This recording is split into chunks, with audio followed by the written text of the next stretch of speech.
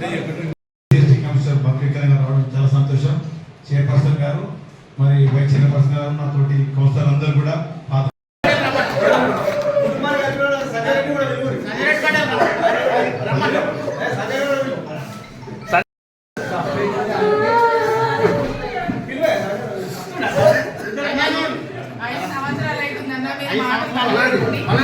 నా మాట కాలు చెల్లె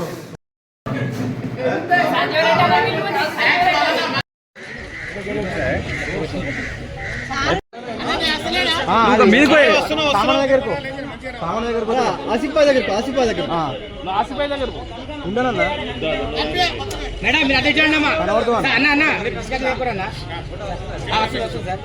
అందరూ వస్తారు రెడీ భూమన్న చూడండి.